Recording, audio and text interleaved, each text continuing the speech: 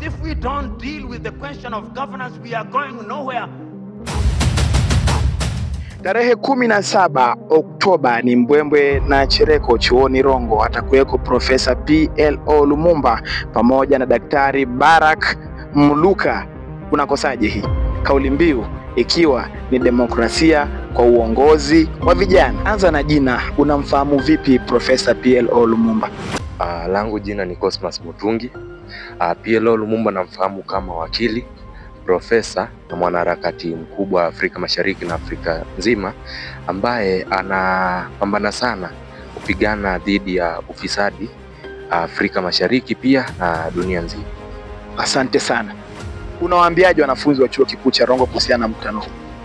Kile nitakachowahimiza wanafunzi wenzangu, njooni tujifunze demokrasia, uongozi na rasilimali kwa vijana. Kwanza najihisi mwenye bahati sana kukutana na huyu kigogo wa Afrika Mashariki na Afrika nzima, na namwambia yeyote ambaye amepanga kuhudhuria kwamba hii ni siku kubwa sana. Kwa hivyo kama unajihisi kwamba upo karibu, hudhuria. Matarajio yako ni yapi kwenye mdahalo wa Ijumaa na PLO Lumumba? Kwanza kabisa, jina langu ni Yvonne Kwamboka, mwanafunzi mwaka wa pili. Nina furaha riboribo kwa ujio wa mwanaharakati Lumumba.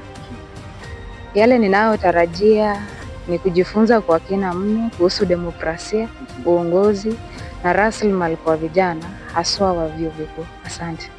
Si ya kukosa. Si ya kukosa hii. Hii si ya kukosa jamani, asante. Sahau habari za vichwa vya magazeti, njoo umtazame gwiji. Ijumaa hii Profesa PLO Lumumba anawasili kwenye chuo kikuu cha Rongo. Anakuja kuwasha moto wa ukweli kuhusu vijana kwenye demokrasia. Nafasi zinakwisha haraka. Usikose tamasha hili.